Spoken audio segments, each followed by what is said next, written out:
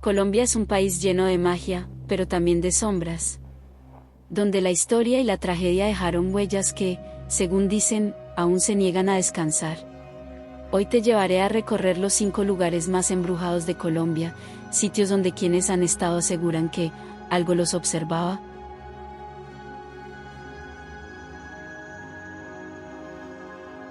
Dicen que en el San Juan de Dios no todos los pacientes se fueron. El Hospital San Juan de Dios, uno de los lugares más emblemáticos, históricos y, según muchos, más inquietantes de toda Colombia. Fundado en 1723, este hospital nació como una institución de caridad atendida por la Orden Hospitalaria de San Juan de Dios. Por más de 2 siglos, aquí llegaron miles de personas buscando esperanza, y muchas otras encontraron su final. En el siglo XX se convirtió en un centro médico clave para el país. Fue cuna de investigaciones, cirugías pioneras y formación de estudiantes de medicina. Pero con el tiempo, las crisis económicas, el abandono del sistema de salud y la saturación de pacientes lo llevaron a un deterioro profundo. Finalmente, en 1999, sus puertas se cerraron. Desde entonces, sus pasillos vacíos quedaron congelados en el tiempo. Camillas oxidadas, habitaciones silenciosas, paredes descascaradas, como si todo el dolor que presenció se hubiera quedado atrapado aquí. Hoy, el San Juan de Dios sigue en pie en el centro oriente de Bogotá, en la carrera 10 con calle 1. Un enorme complejo declarado monumento nacional, pero que aún permanece en ruinas. Visitantes, obreros y curiosos aseguran escuchar pasos, lamentos, llantos de bebés y ver sombras que se mueven entre los pabellones abandonados. Dicen que, en este lugar, la vida y la muerte convivieron tanto tiempo, que algunas almas jamás salieron. Este es el Hospital San Juan de Dios, un símbolo de la medicina colombiana, y uno de los puntos más embrujados del país. En los túneles del castillo, algunos visitantes aseguran escuchar pasos, que no pertenecen a ningún vivo. En la ciudad amurallada de Cartagena se levanta una de las fortalezas más imponentes de toda América, el Castillo de San Felipe de Barajas.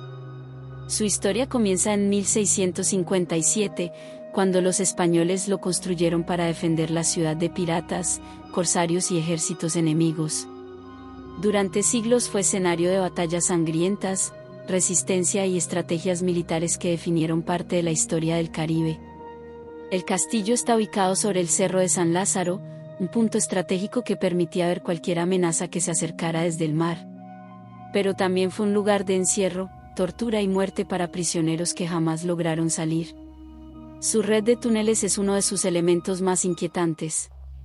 Pasadizos estrechos, oscuros y llenos de eco, diseñados para confundir al enemigo. Allí los soldados vivían, esperaban, y en muchos casos, morían. Con los años, visitantes y guías turísticos han reportado experiencias difíciles de explicar. Pasos que se escuchan cuando el lugar está vacío. Voces que parecen venir desde los túneles profundos. Sombras que se mueven como si antiguos soldados aún hicieran guardia. Algunos cuentan haber visto la figura borrosa de un hombre vestido con uniforme colonial, que aparece en los pasillos y se desvanece en cuestión de segundos. Otros aseguran sentir una presencia que los sigue durante el recorrido, especialmente en las zonas donde se ejecutaban prisioneros. Hoy, el Castillo de San Felipe es un símbolo de Cartagena, un atractivo turístico, y uno de los lugares donde la historia y lo sobrenatural parecen mezclarse sin pedir permiso. Porque aquí, entre muros de piedra y túneles interminables, pareciera que todavía se escuchan los ecos de quienes nunca dejaron de pelear. La Manuela es un recordatorio de que las almas atadas a sus pecados, no siempre se van. A orillas del embalse del Peñol, entre ruinas silenciosas y un paisaje que parece demasiado tranquilo, se levanta uno de los lugares más inquietantes de Antioquia, la Hacienda La Manuela.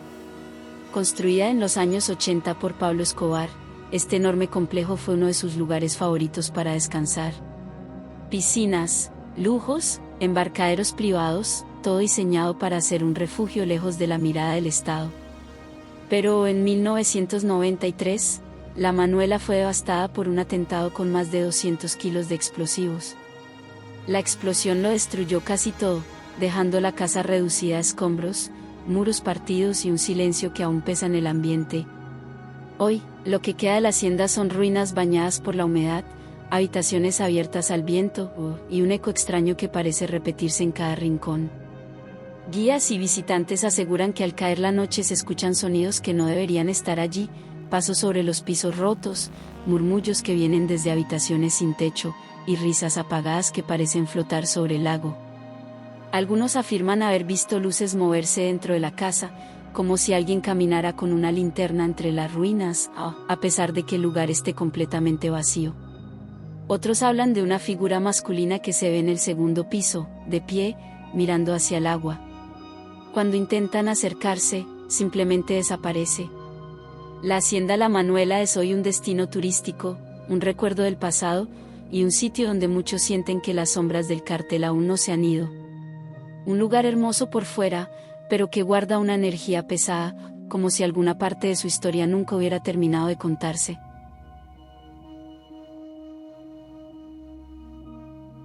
En el Tequendama, las almas parecen seguir buscando algo, o a alguien. Frente a la imponente caída de agua del Salto del Tequendama, rodeado por neblina eterna y un silencio que parece susurrar historias antiguas, se levanta uno de los lugares más enigmáticos y perturbadores de Colombia, el antiguo hotel, hoy museo, del Salto del Tequendama. Construido en 1923, fue un refugio de lujo para la élite colombiana. Un lugar para descansar, celebrar y admirar el paisaje. Pero esa belleza escondía un lado oscuro, un lado que con los años terminaría marcando para siempre la historia del sitio.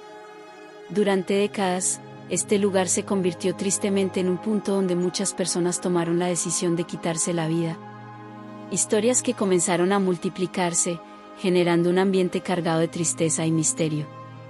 Testigos de la época contaban que la neblina del abismo parecía absorber los sonidos, como si el salto guardara silencio, pero lo recordara todo. Con el tiempo, el hotel cayó en abandono. La humedad devoró techos, paredes y pisos.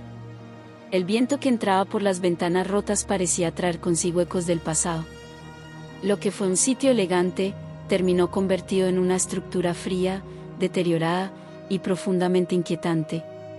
Quienes han visitado el edificio aseguran escuchar pasos en corredores vacíos, golpes en las habitaciones superiores y murmullos que provienen de lugares donde no hay nadie. Al atardecer, algunos aseguran haber visto siluetas paradas junto a las ventanas, mirando hacia el abismo, figuras que desaparecen en un parpadeo. También se reporta el olor repentino a perfume antiguo, como si una presencia invisible recorriera el pasillo principal. Hoy, el edificio funciona como museo, un esfuerzo por recuperar un pedazo de la historia del Salto. Pero aún así, muchos visitantes aseguran sentir una energía pesada, una mezcla de nostalgia, dolor y algo imposible de describir. En el Salto del Tequendama, la naturaleza es hermosa, pero la sombra de su pasado sigue viva. Y entre la neblina, algunos creen que todavía se sienten las presencias de quienes nunca encontraron paz.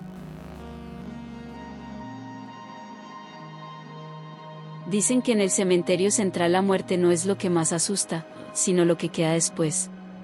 En el corazón de Bogotá, entre mausoleos antiguos y pasillos que parecen no tener fin, se encuentra uno de los lugares más cargados de historia y de energía de toda Colombia, el Cementerio Central.